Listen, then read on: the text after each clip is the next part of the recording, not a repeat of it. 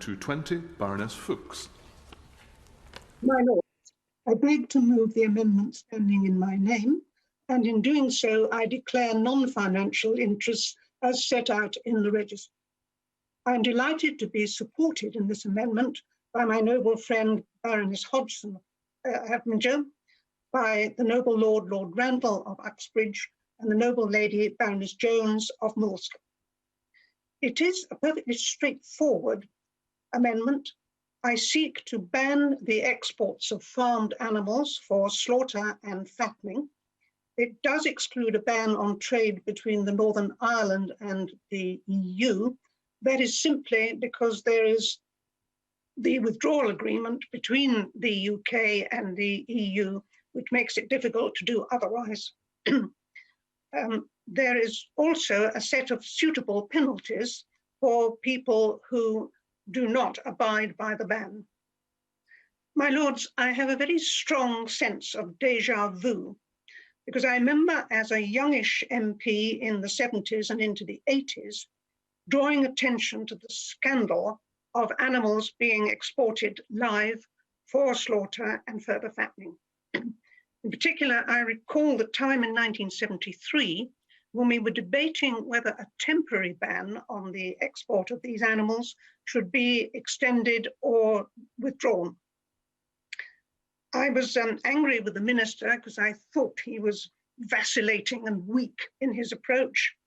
And I said then, I quote, "Nothing will induce me to sanction the export of live animals." I felt it very strongly then. I feel equally strongly about it, 47 years later. At that time, I was a member of the Council of the RSPCA, and it did give me the opportunity to discuss firsthand with RSPCA inspectors their experience of that live trade. At that time, they had an undercover agents operation, and they followed the consignments from the beginning to the end. The stories they told me were utterly horrific, and I shall never forget it. Not only did these poor animals endure excessively long journeys, very often in wholly unsuitable vehicles, and with little attention paid for rest. Very often they went short of food and water, and often ended up deep in their own waste. The RSPCA inspectors themselves often endured considerable hardships, not least from the drivers of vehicles who did not want this kind of vigilant oversight of their activities.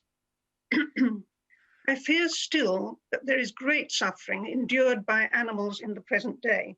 I think fortunately not the large numbers that I recall in those days, but even so, according to official figures in 2019, 3,500 calves were exported, very often from Scotland, going via England, then France, and into Spain.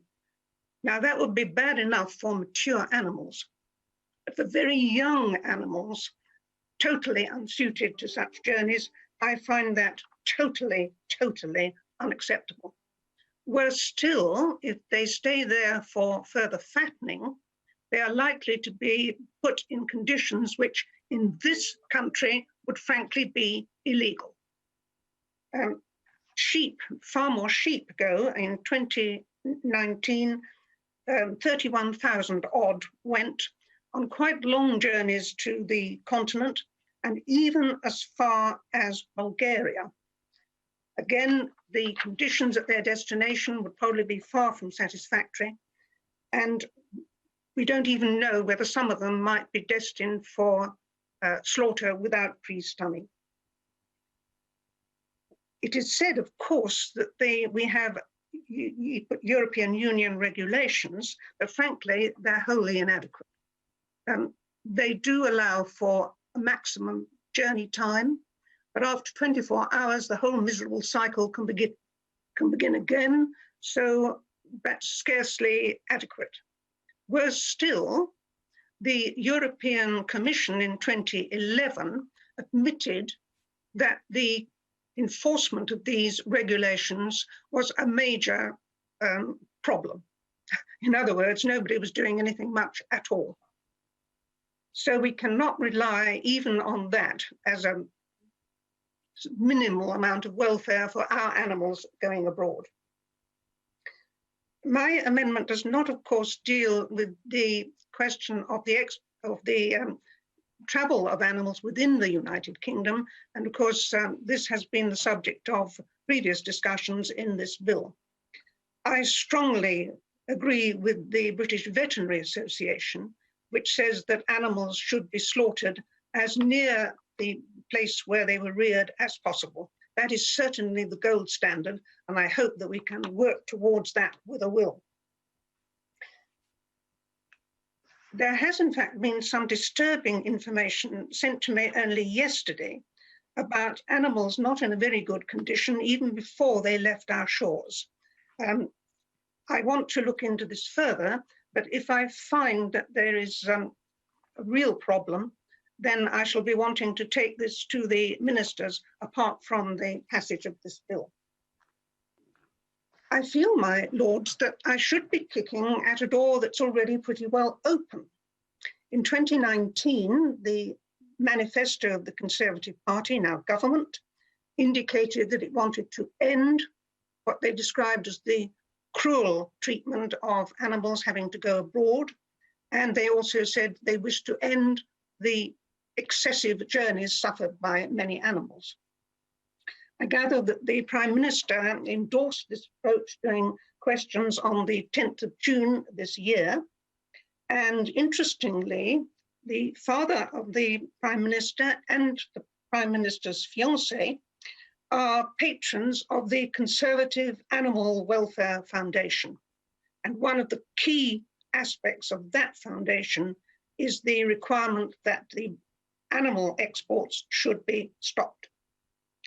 It does make me wonder, my lords, why the government has not included a similar amendment to my own in its own agriculture bill.